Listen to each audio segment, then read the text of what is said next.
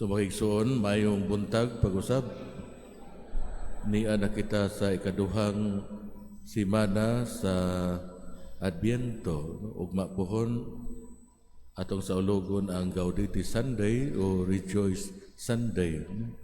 Pagka Lunes, unsa naman? Misa di Gallo na, no? So kung simbang gabi, Domingo sa gabi, no? So mag-advance. So mo kada pilan lang kaadlaw, Pasko na usab. So makigsuon ako atong pamalandungan ato ang mga pagbasa karon sa makausap pa ang Ebanghelyo nagtumbok kang Juan nga magbubunyag nga mao ang mag-andam kanato para sa Mesiyas nga moabot. Pinaagi ni propeta Malakias ang expectation sa mga Hudyo sa pagbalik ni Elias nga mao ang mag-andam sa gisaad nga Mesiyas mitubo. Pero gitan-aw nila siya nga usa ka hulagway nga may dakong gahom, usa ka tawo nga mulaglag sa mga tawo. Mao nga napakya sila sa pag-ila sa presensya ni Elias sa persona ni Juan nga magbubunyag. Kansang bugtong gahom, mao ang Espiritu sa Dios nga nagtawag sa tanan nga mga tao sa pagkakabig sa kasing-kasing aron makadawat kang Kristo. Ang pangutana, pila kahigayon sa atong kinabuhi nga napakyas kita sa pag-recognize sa presensya ni Kristo sa atong kinabuhi tungod kay nangita og lain gawas sa suod ni Kristo sa iyahang mga sumusunod. Si Kristo wala magtanyag og sayon nga dalan sa kaharuhay og diha sa paghupay. So ato ka nang timan-an nga sa ato ang pagsunod kang Kristo dili kay kalipay, no? Ang ato ang gitumbok kanunay, no? Kundili ang pagsunod sa iyahang dalan, ang dalan padulong, ang dalan sa krus, padulong sa Kalbaryo, no? Ug mao kana makigsunan. So hinaton ta nga sa matag karon ug unya sa tuig adlaw nga pagkinabuhi sa daghan nga mga pagsulay, mga problema nga atong masugatan, padayon nga ato siyang gakson, no? Ug mangayo sa dugang grasya sa Ginoo nga makalahutay kita. So daghan nga mga challenges nga ato ang masinati, nagkasakit, no? O relasyon o diha usab sa atong padayon nga pagpaningkamot, pagpangitag trabaho nga matubag nato ang panginahanglan sa pamilya. So makaigsunan nganong si Kristo nahimong walay mahimo nga bata sa Bethlehem. Nganong mikuha man siya og huyang nga lawas sa tawo. Precisely aron siya magantos alang kanato aron sa pagtubos kanato. Unsay kahulugan ni ana sa atong kinabuhi si Kristiyano. Nagpasabot kini nga ang pag-antos sa usa ka gasa gikan sa Ginoo. Kini mao ang malumo nga paghaplos samahan nga nag-umol kanato ngadto sa larawan sa iyang anak. Ang krus mao ang tinubdan sa atong pagkamatinud-anon, di lang sa atong espirituhanong personal nga pagtubo, kundi sa misyon usab sa pagdaog sa mga grasya alang sa uban. Kay ang tanang kalag sa Dios misteryoso gitugyan sa ato ang pag-atiman.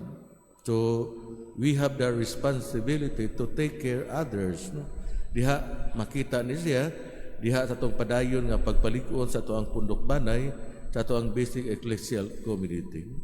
So diha sa atong makunayon nga pag-uban, pagpanaw, pagpakabana, kana nagpasabot usab nga kita nagpanaw as a synodal church diha sa atong tahatag sa kagagmay Kristohanong katilingban. Nga na ang pagpaminaway, na ang pagpakabana, na ang pakigduyog sa tanan nga mga panghitabo ug sa ingon nga wa kita maglakaw nga naginusaran ug mas anindot pagayod nga ang ato ang goal kanunay matag adlaw nga makatabang kita sa ato ang isig katawo, no? Nga wala magunahuna nga balusan, no? Nga gihimo nato kini tugod kay gihigugma nato ang Dios. Gihimo nato kini tungod kay gihigugma nato ang simbahan. Gihimo nato kini tungod kay gihigugma nato ang mahal nga Birhen sa Rigla, no? nga sa kanunay nagpakabana diha sa mga pangaliupo sa iyahang mga anak. Makigsunan ang tinguha ni Kristo nga madawat sa pag-antos nagagikan sa iyang mahigugmaong pagsunod sa plano sa iyang amahan nga walay kondisyon o limitasyon.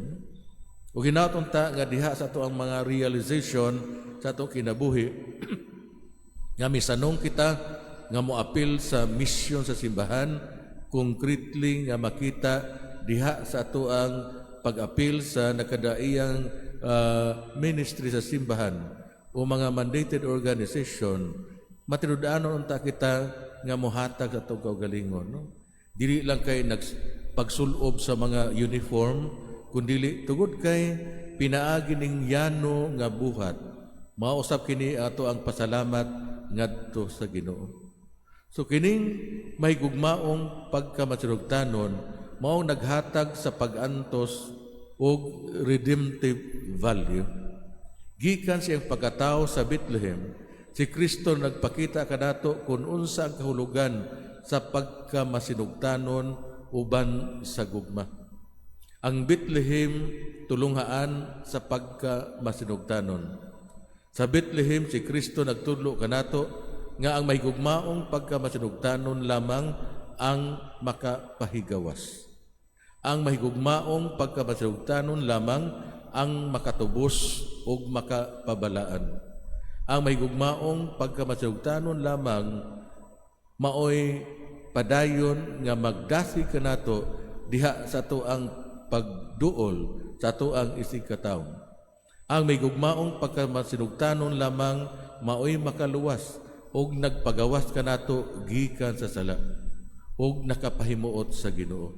So atong gakson ang krus sa pagkamasinugtanon sa mahagitong makahimtang sa atong inadaw-adlaw nga kinabuhi, sa mga pagsulay nga dala sa paglabay sa katuigan, sa kasub-anan nga nag-antos kanato diha nga ang Dios nagtawag sa ato ang mga minahal pagbalik ngadto kaniya.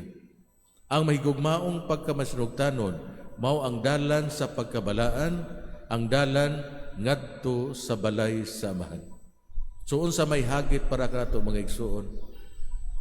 Ang pagbansay sa pagkamasinugtanon ni Hesus. No? So dili ang atong kamasinugtanon, kundili tan-aw nato kung unsa ang saglitanan ni Hesus diha sa iyang pagkamasinugtanon sa amahan. Ikaduha, mangayo kita sa panabang ni Hesus sa pagakos sa cross sama sa iyang gibuhat o sa ingon maghimo kanato nga balaan. Ikatulo, mudagop kita sa mahal nga birhen sa riglan, no? Nga mga kanato diha sa atong adlaw-adlaw nga pagpaningkamot nga parihas niya mamahimo usab kitang masinugtanon ngadto sa plano ug sa kabubuton sa mahan. Hinaot unta. May palihog para sa katalingbanong pagampo.